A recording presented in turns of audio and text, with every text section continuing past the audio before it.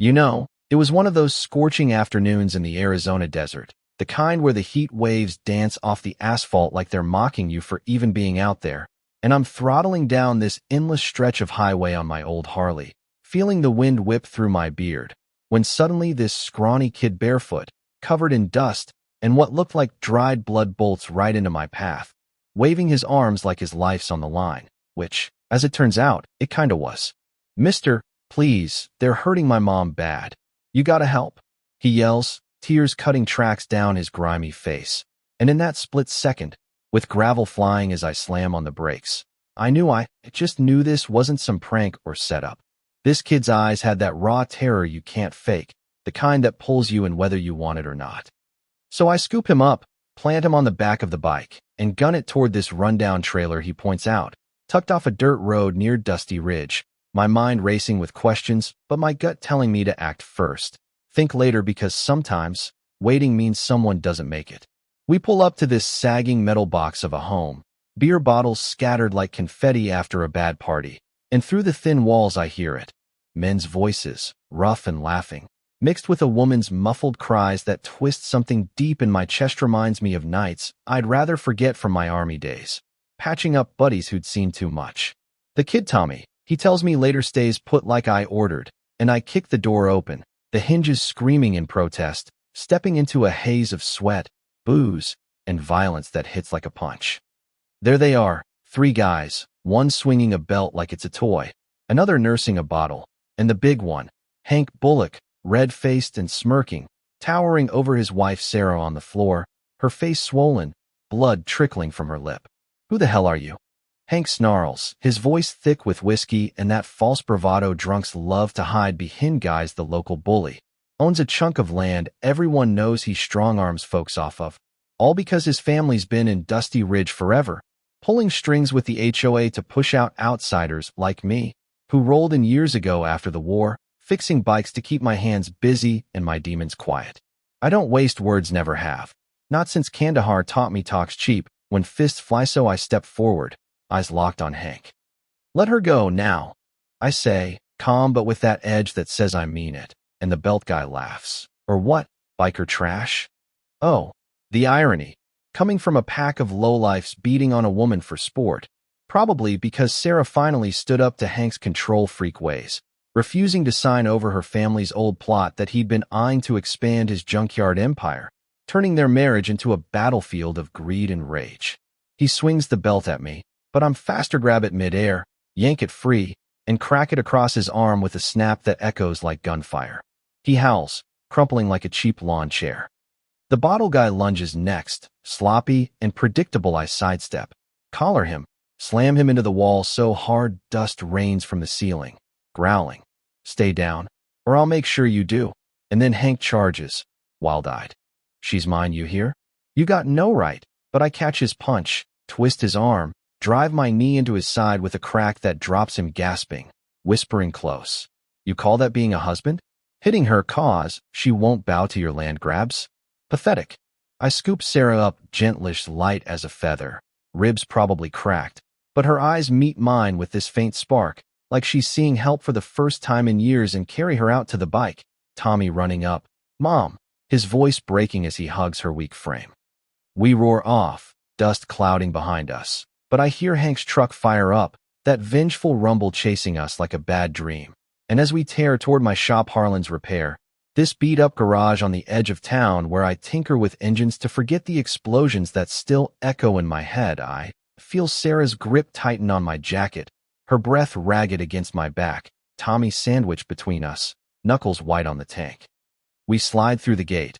I lay her on the workbench under the harsh light, grabbing the first aid kit. Old habits from patching up soldiers die hard, and as I clean her wounds, stitch what I can, Tommy whispers, "You know doctor stuff?" And I grunt, enough to keep folks breathing, thinking back to how I lost buddies overseas because help came too late, vowing never to let that happen on my watch again. But Hank's not done. Guys like him, fueled by ego and that twisted sense of ownership, especially after Sarah inherited land he wanted for his shady deals with the town's HOA, pushing regulations to squeeze out small-timers like Methy, don't back down easy. I hear his truck growl in the distance, so I grab the radio, key it up, Mike, it's Jack Code Red. Got a family in trouble. Static crackles. Then Mike Donovan's voice, steady as ever. Copy. Rolling deep. He's the chapter pres for our crew. The Desert Reapers. Not outlaws like the rumors say, but guys who've seen hell and choose to protect instead. Brothers bonded by rides and loyalty, not crime. Minutes stretch like hours, Sarah murmuring, "Why help us? You don't know me." And I pause, needle in hand. Your kid asked, that's reason enough. Plus, I've been where you are, broken and forgotten, till someone pulled me out. Tommy hovers, twisting his shirt. They won't come back, right?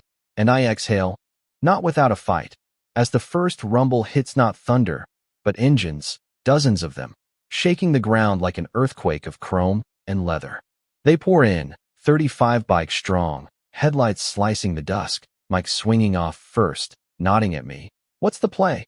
And I fill him in quick Hank's abuse, the land feud that's torn Sarah's life apart, how the town's HOA whispers have painted us Reapers as thugs while ignoring Hank's strong-arm tactics. Hank's truck skids up soon after, him and his cronies spilling out with bats and chains, yelling, "Give her back, Harlan, or we'll torch this dump." His voice dripping venom, eyes wild from booze and that deep-seated jealousy. 'Cause years ago I outbid him on this garage spot, blocking his expansion, turning it personal. I step out, wrench in hand. She's not property, Hank, walk away while you can, but he laughs, ugly and mean. You think your little gang scares me? You're just a washed-up vet hiding in Greece, and charges, his guys following like lemmings. The fight erupts, fast chains whistle, fists fly, but we're disciplined, ex-military moves turning their chaos into comedy. I duck Hank's swing, grab his collar, slam him against his truck with a thud that rattles the doors. You hit her one last time 'cause she wouldn't sell out? That's your power play. He spits, she's weak, needs a real man, and I twist his arm, knee to his gut, dropping him wheezing. But then Tommy's voice cuts through, small and scared from the doorway. Jack, don't. And I freeze, that kid's eyes pulling me back from the edge, reminding me rage is what made Hank the monster. He sees the real strength, the choice I didn't make overseas when anger cost me friends. We pin them down without blood, engines revving like a chorus of thunder, Hank on his knees, defeated, as the sheriff rolls up, lights flashing, finally doing his job after ignoring Sarah's pleas for years, maybe cause Hank's family greased palms in the HOA. The Reapers fade into the night, Mike clapping my shoulder. You held back, that's why you're one of us. And inside, Sarah stirs, eyes clear. You could have ended him. Why stop? I sit, rubbing my knuckles. Killing's easy, living with it ain't. And Tommy needs to see better than that.